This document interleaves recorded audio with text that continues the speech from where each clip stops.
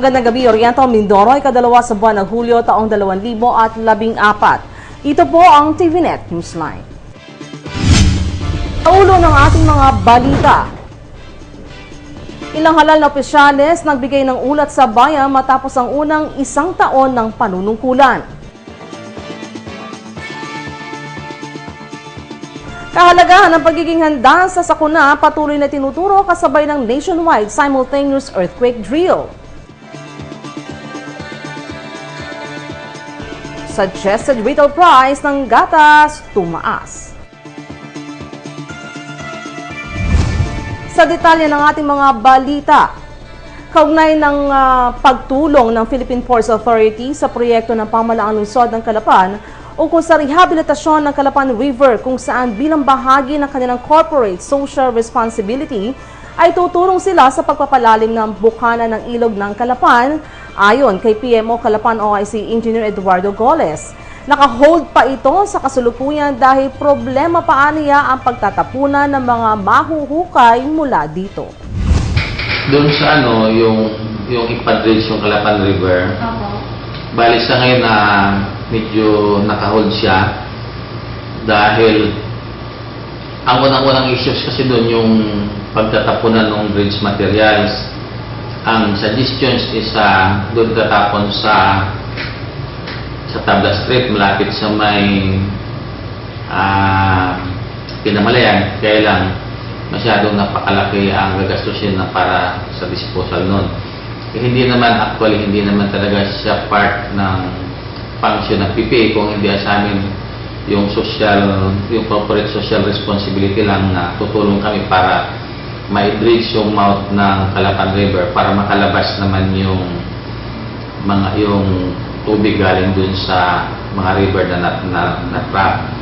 Ngayon nagkakaroon kami ng meeting kasama si Mayor, pumunta siya dun sa Manila, sa head office namin. So, may mga issues na na-tackle na doon. So, ang pinaka-bottom line ng nag-uusap, pansamantalang itigil muna, antayin yung schedule kung kailan madreach yung Calapan, itong Port of Calapan, kasi parang idadamay na siya. Hindi naman kasi po pwede na sabihin mo na i-program na siya, i-dredge dahil hindi naman kasama sa function ng PPA. So, ang gagawin lang, pag i-dredge yung Calapan, isasama lang siya.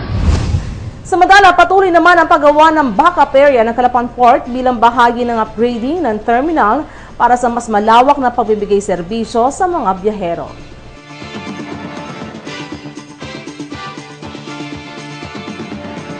Sa ibang balita, dahil na rin sa kahilingan ng mga manufacturers ng gatas, tumaas ang suggested retail price ng mga ito mula sa 55 centavos hanggang 7.99% o 40 hanggang 4 pesos and 30 centavos. Ito ang kinumpirma ni Department of Trade and Industry Oriental Mindoro Consumer Welfare Division Chief Sammy Linatok. Base dun sa detailed statement release yesterday, sa hinggil sa basic and prime commodities prices, ang processed milk ay nagkaroon ng adjustment, SRP, adjustment for processed milk of several brands and sizes, volumes of evaporated condensed powder takes effect today. So takes effect today.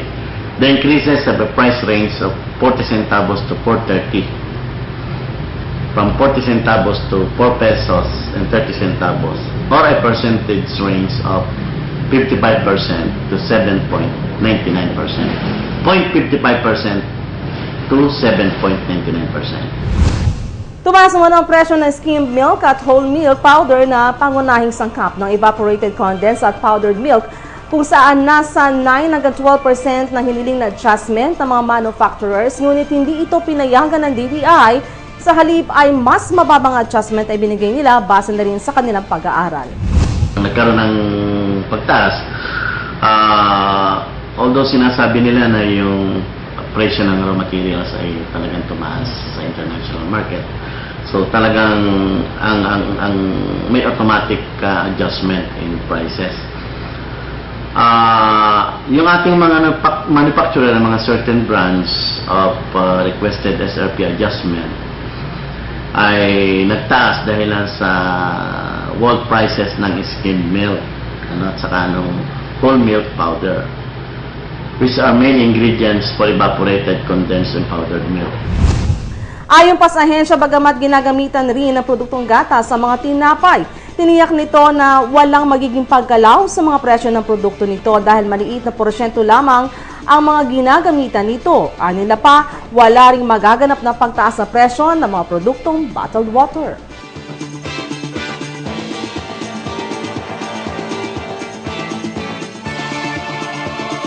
Samantala, sa taas ng mga bilihin kabilang na mga sangkap na nagpapasarap ng mga lutuin, ang bawang, lahat ay apektado lalo na yung mga negosyo na may kinalaman sa pagluluto ng mga pagkain nilalahukan ng bawang.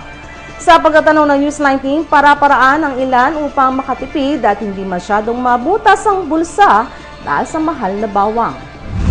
Nag-a-adjust kami ng yung ingredients. Kaunting bawang lang. Pagka yung sibuyas ay mura, dadagdagan. Sobrang mahal ng bawang. So, yung alternate na lang namin ay ginisang. Kasi kompleto na yun eh. Pero sa mga karne, talagang nagbabawas kami kasi hindi pwedeng walang bawang. Kahit mahal siya, binibili pa rin namin. Wala naman kami choice, di ba? Kundi bumili kahit mahal. Ano niya ng pero wag mababawasan. Tapos kitili na lang yun. Okay pa rin. Mahal nga kayo ng bawang ngayon. Kunti-kunti lang mo sir na bawang kasi mahal sa presyo ng bawang ngayon. Kunti-kunti lang para doon ka na sa unahan. Dahil naman sa may mga naghahanap ng bawang sa mga mani, kung ang ilan ay naglalagay pa rin nito, ang aming nakapanayam naman nagdesisyon ng wag na lamang maglagay dahil walaan niya siyang kikitain kung bibili pa siya ng bawang at isasangkap sa ibinebentang mani. Yung nga kung hindi na nga po ako nagbabawang kasi mahal na ang bawang. Lulugin ka. Sobrang mahal talaga ng bawang. Isang kilo naman ang tahan ng mani. Tapos babawaan ko kung kanong kilo ngayon ng mani. 285. Sa huli, upang magkasya ang budget ng pamilya, kinakailangan na nilang maging matalino sa panahon ngayon kung kailan pataas ng pataas ang mga bilihin.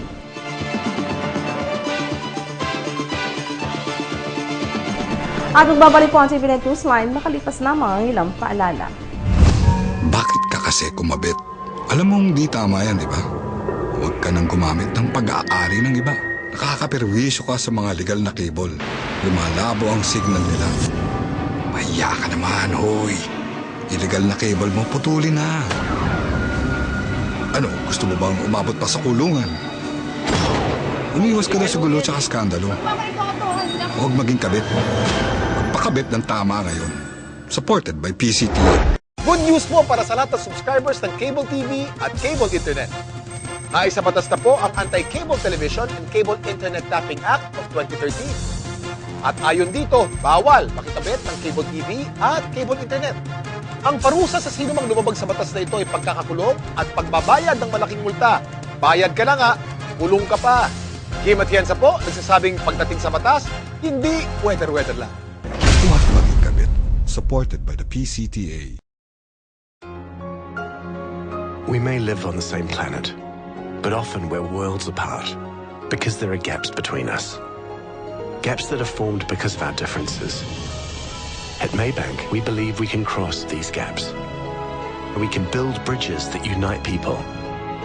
Bridges that connect us with the future we're planning for. Let's bridge those gaps by being human. Maybank, humanizing financial services across Asia.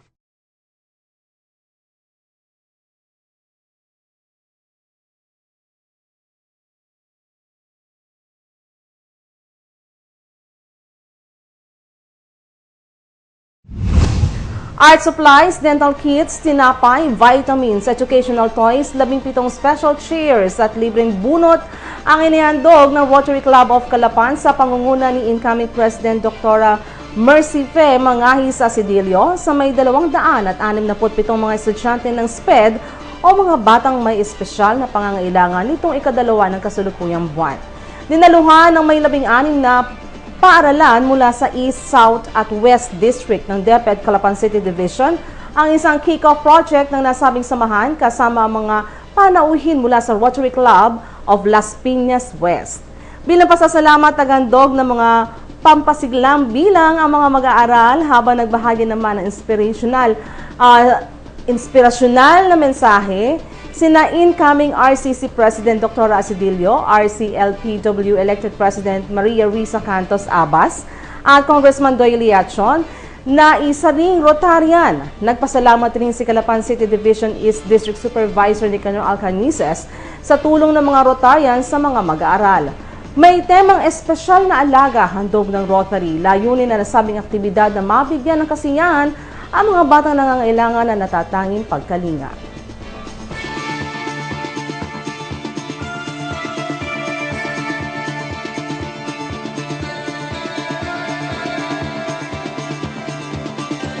Sa ibang balita, binabahagi pa rin ng mga aktibidad kaugnay ng National Disaster Consciousness Month. Nakiisang lalawigan ng Silangang Mindoro sa pagsasagawa ng nationwide simultaneous earthquake drill umaga ng 2 ng Hulyo. Isinagawa ng sabing drill sa tanggapan ng Department of Public Works and Highways sa Barangay Masipit, lungsod ng Calapan, sa pangangasiwa ng Provincial Disaster Risk Reduction and Management Office na pinamumunuan ni PDRRMO Rowena Sanz, katuwang ang iba pang ahensya. Layunin ng aktibidad na maging handa at mabigyan ng tamang impormasyon ng ating mga kababayan sakaling magkaroon ng mga di inaasahang sakuna, partikular na ang lindol. Sa panayam kay PDRRMO Sanz, layunin aniya nito na maikintil sa mga mamamayan ang kahalagahan ng pagiging handa sa sakuna. Ito nga yung advocacy na hindi lamang naman natin, kundi yung pamahalaan natin per se, yung kultura nga ng kahandaan palagi, yung ating pinalalawa o ina-advocate na. Hindi natin may iwasan, marami talaga kasi palagi like quarterly talaga natin kinakonduct yung earthquake drills, hindi lang naman sa mga opisina, sa mga schools, sa mga bangko, sa mga establishments, kahit mapa-public and mapa-private. And siguro, kung ang isang ahensya ay religiously sumusunod dun sa panawagan na dapat ito quarterly natin ginagawa, maaring ang ilan makakaramdam ng yung tinatawag natin na pananawa kasi nga ay palagian lang itong ginagawa. Or sa kabilang banda, maaari din naman kasi na mabuhay natin sa kalooban nila yung gusto nga nating palawigin na kultura ng paghahanda.